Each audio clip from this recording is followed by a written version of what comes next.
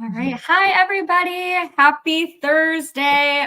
So great to be with you all again after the new year and after the holidays. We hope you all had a wonderful holiday season and stayed safe and warm. I'm super excited to introduce Nicole Donnelly today. She is CEO and founder of DMG Digital, and we are just going to dive into some really exciting things. So I'm super excited to have you here, Nicole. How are you doing today? Hey, Sammy Joe. I am doing great. It's so awesome to be here. I love any chance I can get to have to talk with you. So, man, this is awesome. I can't wait to dive into this. And the topic for today is like something near and dear to my heart. So, I'm super stoked about it. I'm doing great. I'm excited. New year, new resolutions. Right. Exciting. Ready to go. Business goals 2024. Now, I know I loved getting the chance to get to meet you in person last year and just stay connected and just keep up on what's going on. So for anyone out there watching, let's kind of just like dive in and learn a little bit more about your background and what inspired you to launch DMG Digital. Ooh, love this question. So, a little bit about me. Ooh, where do I start? Mm, I'm a mom. I've got two beautiful girls. My oldest is 13, going on 30. My youngest is 8. I adore them. Married for 20 years now. And I have loved entrepreneurship from the time I was a little girl. It's been very much a part of like my upbringing. My dad built a successful manufacturing company. My grandfather owned a motel right across the street from Disneyland in California. My great grandfather owned an oil company, and my great grandmother, her name was Sophie, she owned a bakery and deli in Copenhagen, Denmark, and she used to cater events for the King of Denmark. Now, how freaking cool Holy is that? cow. I found that out like maybe, I don't know, 6 months ago, and I was like, this is so stinking cool. So I am just like in love with entrepreneurship. I have always been inspired, wanted to start my own business. Many years ago out of college, I was like, someday I'm going to do it. And so the day is here. I've been the founded DMG Digital almost 4 years ago, and the kind of the reason that what inspired me to start this company is I was working in-house for a manufacturing company on their marketing team and got to see this like amazing marketing transformation. They had zero marketing infrastructure whatsoever, no strategy, and was able to come in and just kind of see the impact that a really solid marketing strategy could bring to a manufacturing company through content marketing, through SEO, through inbound marketing strategies and video marketing and all that. Loved it. And I was like, you know what? This is it. I want to be able to help other small businesses do this. And it just really kind of fueled that like inner passion that I have for helping small business owners succeed. So that's just a little bit of the reason why I started it. And yeah, it's a little bit about me. And here we are. And That's amazing. Yeah. I get to do that every day. I get to help and work with small companies, amazing small companies, and help them build and grow their businesses. And it's so inspiring to see what they're building and how they're building their companies and how they're supporting their communities. And it's just incredible. So I feel very, very lucky. Oh, that is amazing. Sounds like, yeah, he definitely came from like a long line of entrepreneurs then. And so it's always kind of been like on the back end and passion for you. And so to be able to start it up. And now, because that's what I was going to dive into, but you kind of touched on it at the end too, is like what actually DMG Digital does. So then you're working with these manufacturers and you're doing a lot of like their marketing, it sounds like. Can you give me a little bit more on that?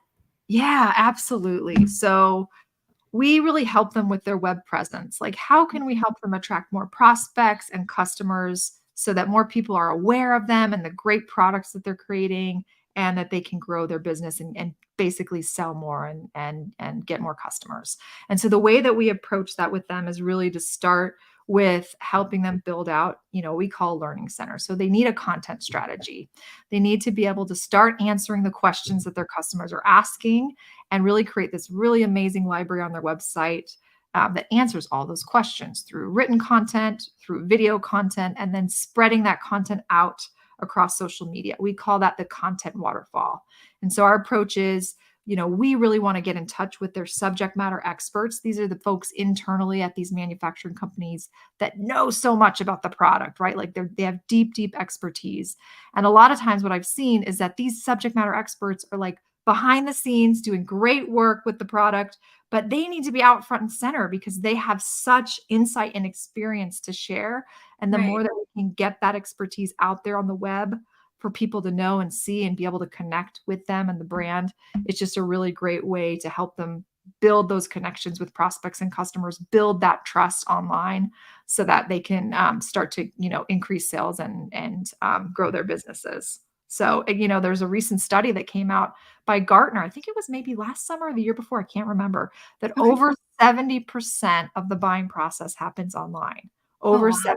70%. And so, like, these traditional manufacturing companies who have built their businesses on traditional sales, cold calling, really big sales teams, that's not working like it used to because people are savvy. Buyers are savvy. They want to understand and get their questions answered before they're ready to pick up the phone and call.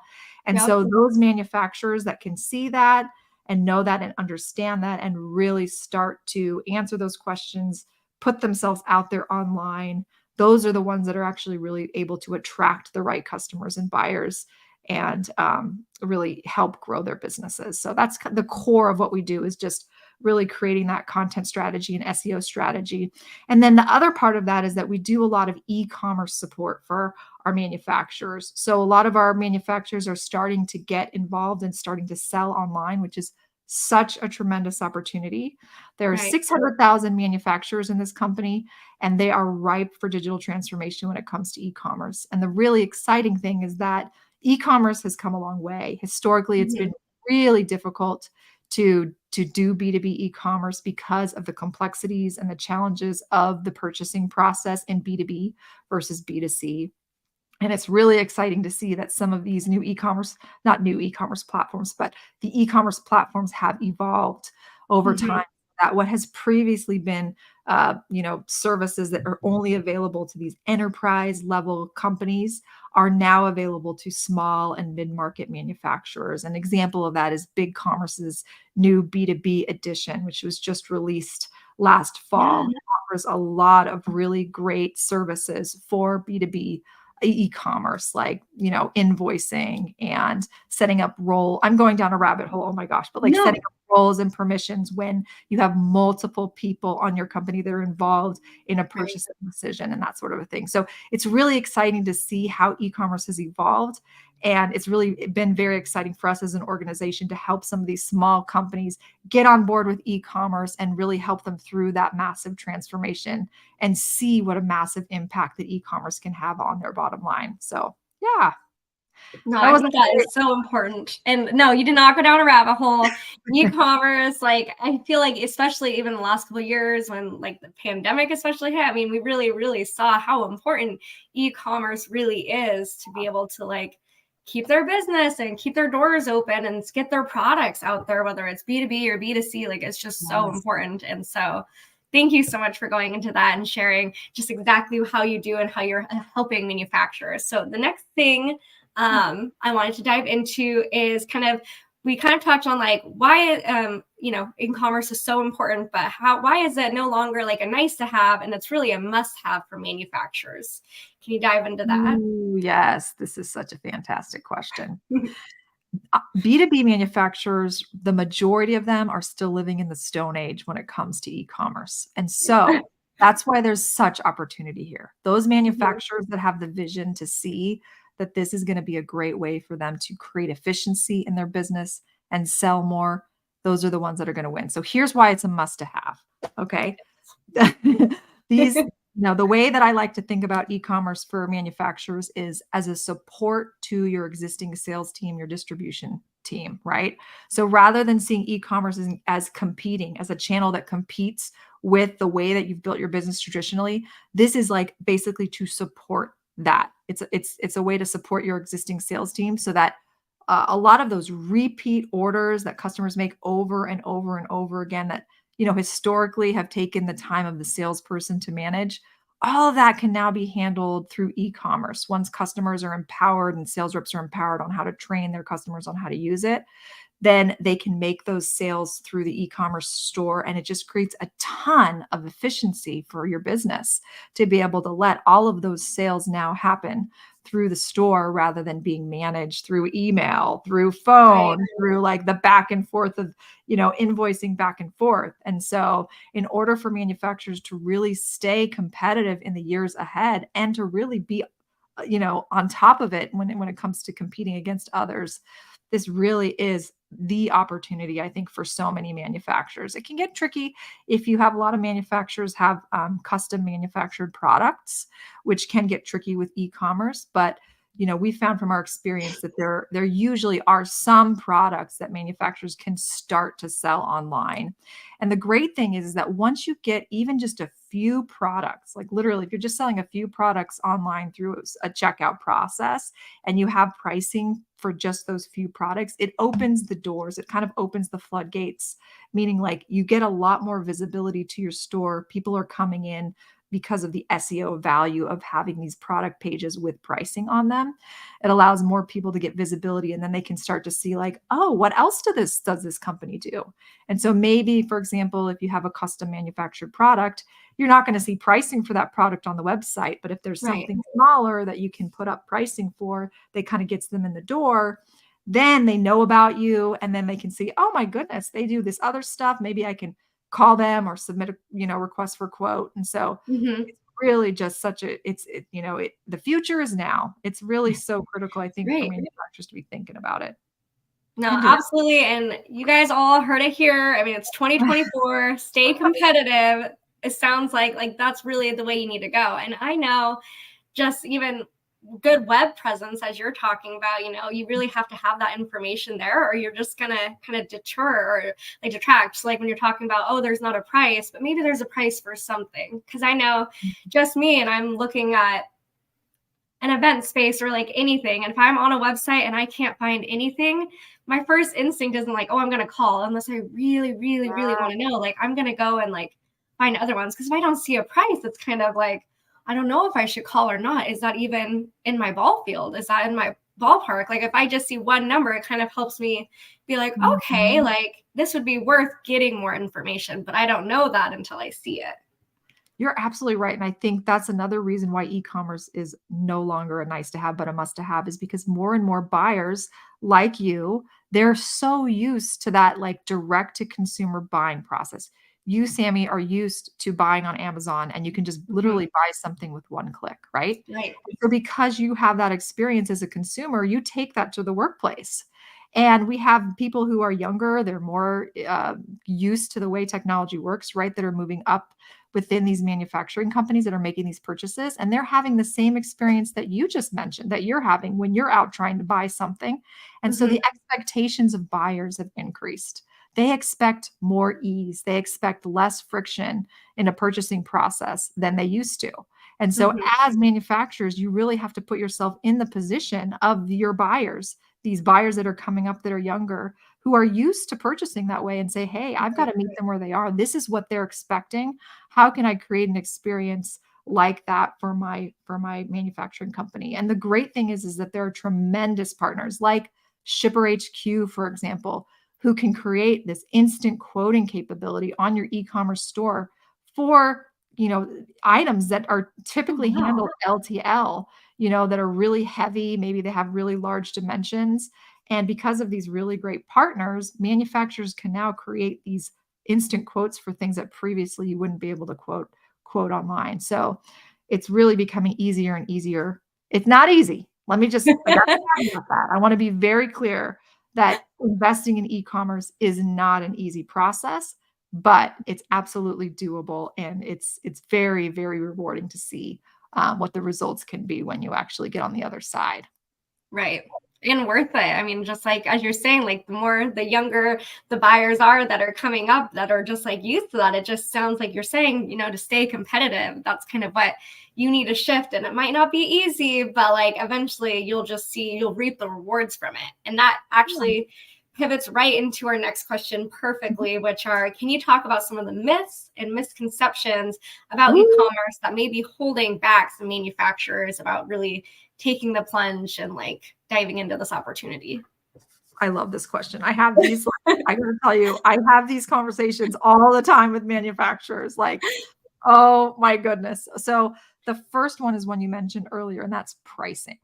Okay. Mhm. So a lot of the time I get on these conversations and manufacturers are like, I don't want to publish my pricing online. I don't want to do e-commerce because I don't want my competitors to know what my prices are. That's the number one thing that I hear a lot of. I don't want my competitors to know. And what if I price it out too high or too low? And then if they're not calling me, then I'm not getting the business. So that's the first pricing question. And my response to that is I always ask them, I say, let me ask you a question. Do you know what your competitors are charging for similar products? And without fail, they're always like, well, yeah, I pretty much know. Like, this is how they compare to my pricing, whether they're higher or lower. And I'm like, Right. well, if you know what your competitors are charging, don't you think that they have a pretty good idea of what you're charging? And they're like, well, yeah. And so I just like, why are we doing this like monkey dance? Like, be Right. transparent. They know already. There's no reason to do the smoke and mirrors. And truthfully, when people are buying from a company, they're looking at way more than just your price. There are so many other variables that go into a purchasing decision than how much is this going to cost me. They want to know like what's your warranty, what's your guarantee, what kind of service am I going to get, what's the quality of the product. There's so many other factors that you as a manufacturer can really think about when you're trying to differentiate yourself online. And so you really want to identify what are those differentiators besides price that I can highlight on my website and really lean Right. into. Because I'll tell you right now, like I don't make purchases based on the lowest price, right? Like Mhm. I'm looking, if I want to buy a new bag for a new handbag, I'm Yeah. not going to look for the cheapest bag on the price, on the bag on the price, bag on the planet. But there are people that do look, that's Right. important to them. So you got to know your buyer. But you got to think about like what are the other things that people care about. So that's the one thing I say to them about pricing. The other thing is that a lot of times manufacturers are worried about if they have a distribution network, like if they have distribution partners, and they're worried that if they publish their pricing, well, how's that going to impact my distributors who might have like these pre-negotiated prices, or they may have like pre-negotiated special custom rates for some of their customers that they've already negotiated. And they're like, well, what if I've negotiated this rate with them and I have pricing up on the website for this? So those are some complexities that go into pricing, but each of those can be addressed. With your distributors, I bet you hands down, you talk to your distributors and you say, hey, I want to digitize my product catalog and I want to start publishing my product pages online. They're going to do a song and dance because now they have a resource that they can Mhm. take to their customers and they can say, hey, you want to know more about this specific product? Well, let me show you. There's product pages specifically for this product that you can see. So I think if you're very open and candid and upfront with your distributors before you go into it and say, hey, look, this is what we're going to be doing. We've decided we're going to digitize our product catalog. We're going to set this up online for people to see. If you show them the respect and have that conversation with them up front, they're going to support it because it's only going to help them sell more. And there's also special ways that you can really consider how to publish your pricing online if you have pre-negotiated rates with your customers that you don't want them to see. And the great thing is that e-commerce platforms today have some really great features that allow you to set, custom pricing groups to Oh, allow wow. you to set up private pricing for people so that if there's certain products that you don't want to display the pricing for until they log in, for example, to view the price, then there's those kind of capabilities. So there's a ton of flexibility in terms of how you want to be able to set up your e-commerce store based on your business processes. And so there's always a way. There's absolutely always a way you can get around that pricing question. So that's like the first myth that I always get. And my mantra is transparency. Transparency builds trust. So the more Mhm. Absolutely. transparent that you are, and people expect that today. When they go out to buy something, it's becoming more and more expected people see a price. So that's the one myth that I love to bust is pricing. The other myth that I love to bust is on shipping. Okay. Shipping is complex when it comes to manufacturing and B2B manufacturers particularly. When you are a manufacturer and you're trying to sell online, it's a very different shipping and logistics experience than if you're just selling screen t-shirts. Okay. Right. If you're selling a screen t-shirt, you can just ship at UPS. It's very low weight. You don't have to worry about like how much it weighs, what the dimensions are. Does it need to be shipped freight? Right. It's a much simpler, easier process to check out. And so this is a valid, thing that manufacturers have to, well, the shipping's too complex. My product is huge and it has all these dimensions and there's all these variants, right? Like there's so many variants to the product. But there are so many great shipping partners now. Like I mentioned, Shipper HQ is one that where you can set up some really complex rules within your e-commerce platform where you can set up dimensions and be able to integrate directly with your LTL carriers specifically and be able to pull in instant quoting into the checkout process, which is like a dream come true. So there are absolutely ways, and the technology is out there for you to be able to create those rules around the shipping part of e-commerce. So that's another myth is like, well, I have products. The other one is custom manufactured products. A lot of manufacturers have custom manufactured products. This is by far the rule rather than the exception. And so there, the feedback we get is, well, I don't have standard SKUs that I can just put up on the website. Someone needs to custom configure this, dust collection system or this, ground strap or whatever the case may be. And so in those situations, the great thing about e-commerce is configuration, the ability to actually configure product. And so that is a really great way for you if you have a custom manufactured product that has, a certain number of variants, being able to build an online configuration tool that allows the customer to self-select all of the different dimensions that they need for their product can be done through their e-commerce store. Wow. And so basically, sorry. So the capabilities are out there. So it's like everyone's like scared or I can't do it. But the tools, as you're kind of explaining, like they exist. They just need to be, you have to probably make the purchase, utilize them and figure out their capabilities. But then it sounds like you're able to kind of plug in even the most custom manufactured piece.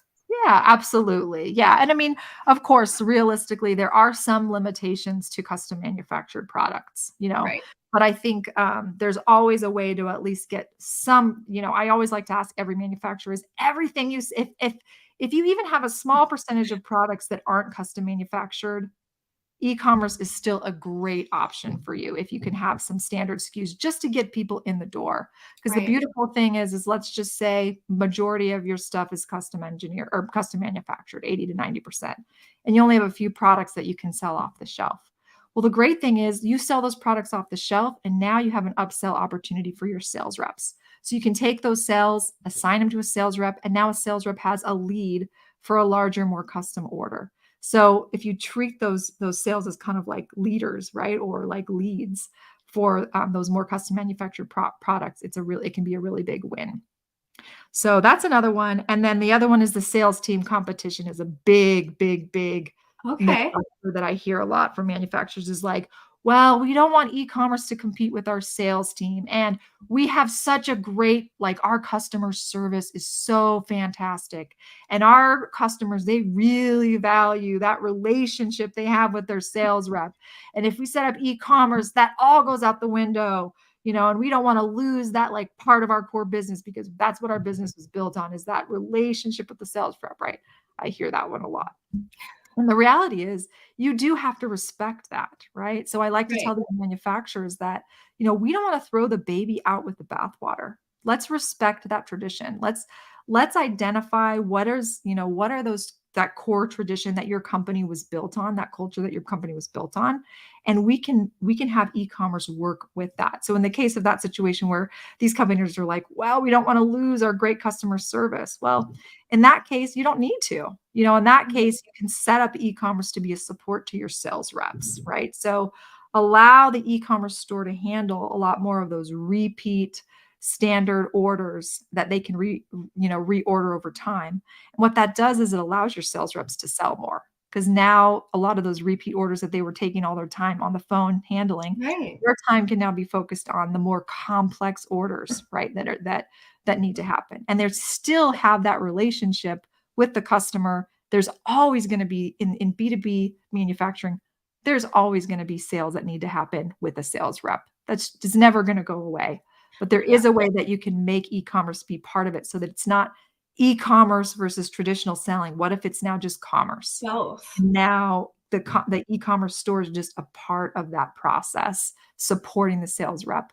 And you can still offer great customer service, and you can still allow those e-commerce sales, to have a relationship with the sales rep and to maintain that same level of service in this kind of like hybrid model. So Right. yeah, those are some of the few myths. I feel like I'm rambling, but I'm very passionate about this because I I absolutely like the myths. I like it. And I like when you're talking about it. I mean, it sounds like, yes, with the sales team, we don't want to take that away, but also you're just freeing. I mean, what we never have enough of is time. And so having that element play it in, like you're just freeing up more time for then your salespeople to maybe make a few more sales, or maybe like spend time on like the more complicated, complex, as you're saying, sales that need to go on. And that's just going to be a more benefit than a hinder, from what I see. So those are some great myths. I mean, we talked about pricing. I love the pricing myth, shipping, custom manufacturing, and now on to the sales team. So thank you so much. I think that definitely opened up my eyes. And so hopefully manufacturers that come on and watch will be like, okay, maybe this is not as scary as it needs to be when it comes to those myths. So I did want to dive in. So our great friend, Kurt Anderson, had let me in on the news that you gave an amazing keynote speech in New York City at Meet Magento conference, where you discussed 3 steps to digital transformation e-commerce success. Can you share some insights on these valuable strategies that you shared recently? Yes, that was so much fun. I loved that. That was like dream come true. I had so much fun at that conference and got to meet so many wonderful e-commerce professionals who are so passionate about helping their clients, grow and reach new markets. And it was really exciting to be a part of. One of the things, there's three core elements to a successful e-commerce transformation for B2B manufacturers. And these I learned through my own hard lessons trying to do this within a legacy manufacturing company. And these lessons I learned the hard way. So I did it wrong and had to learn and figure out, what was actually going to work. And it's very exciting to be on the other side of that now and be able to see the fruits of all that hard work and pain. So there's 3 lessons. The 3 lessons are, the first one is you've got to respect tradition. Tradition is so important to a manufacturing company. And if you're trying to invest in any sort of change project, especially e-commerce, in order for the team internally to really be able to navigate through that change and embrace change in the way that they need to, you have to respect tradition and identify the core thread of tradition that's really, really important, that needs to be maintained throughout the digital transformation process. And so what we did, and what we recommend that people do to identify this, is you've got to do a customer needs assessment and an employee needs assessment at the start of the project. You need to actually ask your customers and really talk to them one-on-one about this and say, what is it that you value about your experience working with us? What have you come to rely upon when you contact us and when you work with us? What is it that you want most out of your experience and that you really appreciate and value? And it's amazing what they share. And when we did this, we learned that the customers really valued that relationship that they had with their sales rep. But we also learned through those conversations that they wanted convenience. They wanted a way to be able to order things more easily, right? So through that customer needs assessment, we're like, oh my gosh, the tradition we need to hold on to is that relationship. It's what the company was built on. We can maintain that through the transformation project and maintain that and really try to celebrate that sales rep relationship. And the same thing when we talk to the employees is the same thing. Well, our customers, they love having a relationship with us. And so that became like kind of like the thread throughout the transformation, is instead of e-commerce being kind of like a threat to the sales team, how can we use it to support that sales rep relationship? And that was the second point. Elevate the sales rep. Elevate your distribution network. And you do that through e-commerce, as we've talked about. You can elevate the sales rep relationship with their customers by allowing e-commerce to handle a lot of those low-level sales. And then what happens is you create efficiency in the business. Now you're selling more in less time, and your reps are able to handle and focus on those more complex orders and building relationships with those customers. So the second point is elevate the sales rep. And then the third point, which is very important, is invest in training and education. E-commerce can feel very overwhelming. Anyone who's listening to this conversation is probably like, oh my gosh, this is exciting, but I'm also very overwhelmed by all of the things that she's talking about. She's talking about shipping, and she's talking about like, all these things. It is and can be very overwhelming for manufacturers who are just diving into it for the very first time. And so it's really important for partners to really educate manufacturers, and for manufacturers to get education and training on what is e-commerce, terminology, understanding all about the payment gateways and shipping and all of that. There's so much information that can be learned. And the more empowered manufacturers are by understanding this, the more they're going to be set up for success. So those are like kind of like the three main kind of pillars of what it takes to have a successful digital transformation for e-commerce. So, yeah. Thank you. That sounds like an incredible speech that you shared. And I'm like, I'm going to have to go back and I'm going to get those three, because I'm like, those are really, really great. Like just pinpoints of three things that you really need to focus on to like be successful in e-commerce that I think our manufacturers could take a lot of benefit out of. So I know we are right at the top of the hour. I've had so much fun chatting with you. I'm going to switch it up. I just have one last question to throw at you. So we are in 2024. It's very beginning, January. So can you share just like, what are you most excited to tackle in this new year that we are in? Ooh, I'm so excited. I'm doing another speaking engagement at the beginning of the month. And my topic, it's going to be in Miami. So I get to get out of the cold and go somewhere warm. And I'm really excited. The topic of my next talk is all about navigating people through change. And so I have identified what I call 6 phases of change that everyone goes through whenever they're going through any sort of like digital transformation or any change project, even personally. And those 6 phases I can really relate to and identify with, because I've seen my children go through these when they're learning their piano and like trying to learn a musical instrument. I've experienced it myself whenever I'm trying to change any habits with, just personally, but within organization, it's amplified because you've got to deal with multiple people. So those 6 phases are, the first phase is denial and resistance, right? Like we don't have a problem. We don't want to change. The second phase is, okay, we accept, we're going to do this. We're going to invest in this. And we're starting to feel some excitement about it. The third phase is overwhelm. Oh my gosh, we have so much work to do. How do we figure this all out? How are we going to do this? I'm so overwhelmed. The fourth phase is frustration. This is so much harder than it was told to me when I heard Nicole give when she was talking about it on the live stream. It seemed so easy. And now I'm in the middle of it and it's really hard and it's not working the way it's supposed to. And I'm frustrated and I don't like it. And then the next phase is adoption. And that is the process of like trying to develop the habit around what that change is. And that takes a lot of repetition and support and everything. And the last and final phase is integration, which is like celebration. And that's where it becomes so much a part of your process that you don't even think about it. So those are kind of like the 6 phases of change I'm going to be talking about in my talk, like how to navigate people through those. And I'm excited. So I'm looking forward to that. And what else am I looking forward to? Sheesh, I'm just looking forward to my girls growing up and doing fun stuff and life. So yeah. That's amazing. And what an amazing topic to talk about too at the beginning of the year too. 6 phases of change. I mean, we know like everyone's talking about the resolutions and what they're going to do to change. And like you just went through 6 steps. Like it takes a lot to actually develop a habit and like get it integrated and like actually start doing it. And so that I know is just going to be a fantastic speech for you. And I'm super excited for you to go to Miami and get some warmer weather.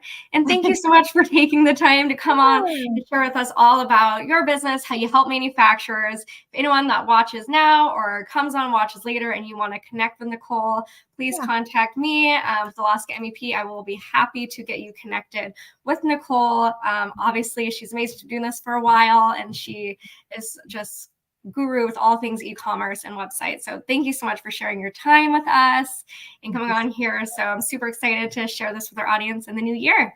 And come back. We do lives every other Thursday. So come join us again in about 2 weeks. Thank you. Go Alaska MEP. Woo-woo!